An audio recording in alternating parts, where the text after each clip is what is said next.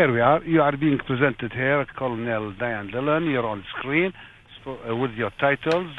First question, please describe to us what's going on right now on the ground.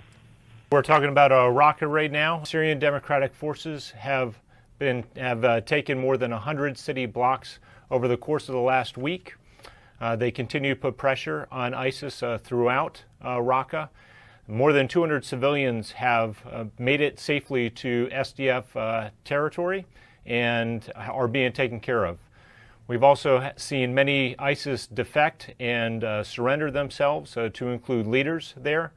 And right now we estimate that there remains 400 to 900 ISIS fighters that remain in Raqqa, but despite that number, they are still going to be continue to put the pressure on until they are defeated. When do you expect that will be decided, this battle of Raqqa by the Syrian Democratic Forces? Despite all the recent success, we are not going to put a timeline on when that is exactly going to happen. We are going to continue to keep the pressure on. The coalition will continue to provide support by intelligence with air and ground artillery fires, precision fires, and combat advice. Who will control the Jazeera and its surroundings? As we see now, the situation is complicated because the Syrian Democratic Forces are advancing from the north, and the Syrian regime are with Russia are coming from the south. So this has become a complicated situation. It can't be decided in a definite way. Well, the goal and the focus of the coalition and our Syrian Democratic Force partners is to fight and to defeat Daesh. And so we are doing that over the course of the last 2 weeks. The Syrian Democratic Forces have successfully taken more than 1,000 square kilometers from ISIS in the Deir ez-Zor province. We will continue to deconflict with our Russian counterparts to make sure that we maintain the safety of our air crews and our SDF partners as we continue to keep pressure and move into ISIS-held territory to accomplish our mission, to accomplish our goal, which is to defeat ISIS. Now, on the Iraqi side, after the quick control on Akashat complex and the Ana area, do you expect that the battle for Raqqa will also be fast and decisive? And what obstacles do you expect? So what we've seen recently in Iraq, our Iraqi security forces are absolutely crushing Daesh. And they are doing that. They were successful in doing it in Tal Afar. They've done it in Akashat. They've done it in Rayhana. They've done it in Ana, and they will continue to do so in both Hawija and in Western Anbar, where ISIS remains. They have absolutely shown that they are a formidable fighting force, and they're very capable of defeating ISIS at multiple locations at the same time. Colonel Dillon, thank you very much for being on Jazeera. Thank you, sir. We finally made it. And I thank you also for speaking slowly. That was very nice to hear you. Thank you, sir. Goodbye. Thank you. All right. Our guest from Baghdad, Ryan Dillon, the spokesperson of the International Coalition Against the Islamic State. Welcome to our program, to our interview. My first question is what is going on in Tal Afar. Can we say today, like you say in English, game is over there?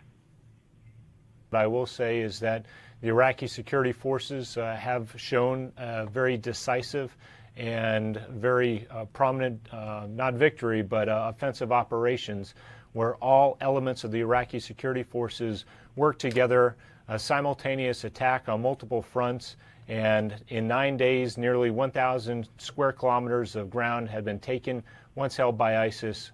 It was very decisive. Can we say that the forces of the popular mobilization have played an essential role next to the forces of the coalition? Can we say that? Yes, we can say that. As a matter of fact, the popular mobilization forces moved out into the Tal Afar area and conducted the isolation of Tal Afar while the offensive operations in Mosul were underway. So they were able to move out into that area and isolate the objective. And in the offensive, they were integrated within the traditional elements of the Iraqi security forces and played a part in this offensive as well that has been clearly successful. The battles going on in Al-Ayadiyah, would you describe them as marginal, and are they going to be decided soon? That is something that we'll have to see. Something like battle and like war is unpredictable. And while we did not anticipate such a quick and decisive, takeover of the Tal Afar city, we certainly went into this planning for the worst. The same thing is happening in the town north of Tal Afar, where there are ISIS holdouts. But I think it's very safe to say that the Iraqi security forces have proven that they can defeat ISIS throughout Iraq, and they will do so again here very soon. The next battle now, will it be in Al-Qaim or Al-Wajah? Where will it be? The next battle and the next location where ISIS will be defeated will be a decision by the Prime Minister and the government of Iraq. But the one thing that is clear is that the decision on where to go is getting easier every single day.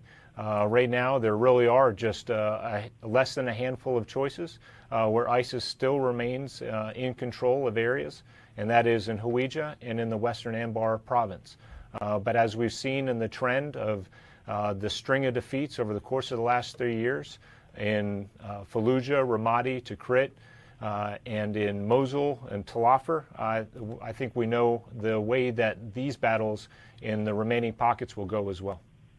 You tried to include the tribal forces in these operations against the Islamic State?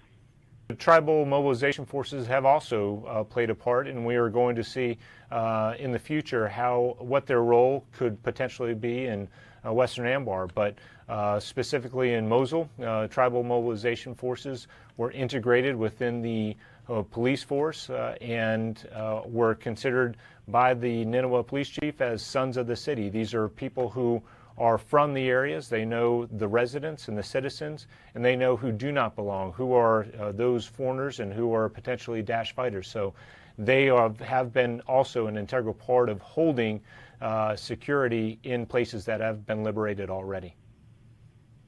Let's talk a little bit about Manbij. The fight with fighters supported by Turkey near that area, Manbij, is that good for the future, according to you? Well, we do have coalition forces that are working with the Manbij Military Council, and coalition conducts overt patrols in that area to de-escalate tensions.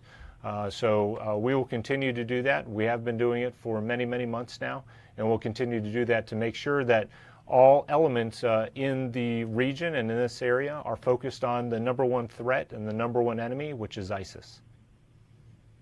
Since we talked about Al-Qaim, militarily, can we imagine reasonably allowing the Lebanese forces and Hezbollah to make people move to near Al-Qaim in Iraq? I can't really talk about what is going on with the Hezbollah forces, but what I can say is that the coalition, while physically not in Al-Qaim, we continue to identify ISIS resources, so their defensive fighting positions, their factories for making car bombs, their leaders, their fighters, and we continue to strike in Al-Qaim and in Abu Kamal and up the middle Euphrates Valley into places like Mayadeen and Deir ez-Zor. So while we do not have forces physically there, we will not allow ISIS to have sanctuary anywhere in Iraq or Syria. How would you describe today the military coordination with Russia? So I would describe it as the deconfliction that the coalition does with our Russian counterparts has been professional, has been disciplined, and it has worked. It has worked to allow both the coalition and the Russia and the pro-regime forces to focus on their objectives and our objectives. And right now in Syria, that is for the coalition to defeat ISIS in their self-proclaimed capital, in their de facto capital in Raqqa. And that's exactly what we're doing. So the deconfliction and the things and the measures that we've put into place are working. Are you expecting a second Mosul in Raqqa? When will it start? With whom? And will you need two months like in the past for Raqqa? Again, Raqqa is a very difficult fight, and it's very similar to Mosul, and that is something that we expected. This is their de facto capital. They've had more than 3 years to prepare their defenses. ISIS is currently fighting in the same brutal ways that we have seen in other places where they are using civilians or using protected sites like children's hospitals, the National Hospital, the ancient mosque. So it will be a difficult fight. We're not going to set a timeline on it, but as we've seen in any other location where we have faced up against ISIS, they have been defeated, and they will be defeated in Raqqa as well. You're interviewed on a French channel in Arabic, and we often hear the Arabs say, we see a war but without prisoners. Do you have prisoners from the Islamic State? We as a coalition do not. There have been ISIS fighters that have surrendered or have been captured, and those are handed off to the authorities, the partners on the ground. So in Syria, they would be the Syrian Democratic Forces, and in Iraq, they would be the Iraqi security forces. What happens to those fighters from ISIS is handled by those governments, and if they are foreign fighters, they are then discussed and with the nationalities and the governments of the foreign fighters. You modified the nature of. Did you modify the nature of the strikes to avoid more civilian casualties among the innocent? We have. So we always take into account civilians on the battlefield, and we have become attuned, and we understand the tactics that ISIS have used in the 3 years that we've been facing up against them. So we know from some of the previous engagements in Mosul how they hoard and they keep civilians all together, and then they try to fire from locations to get us to strike there. So we have a very large complement of intelligence, surveillance, and reconnaissance that allows us to see the targets on the ground, and we factor in all of these before we conduct any of our strikes. Colonel Ryan Dillon, thanks a lot in Baghdad from Paris. Thank you very much. Thank you.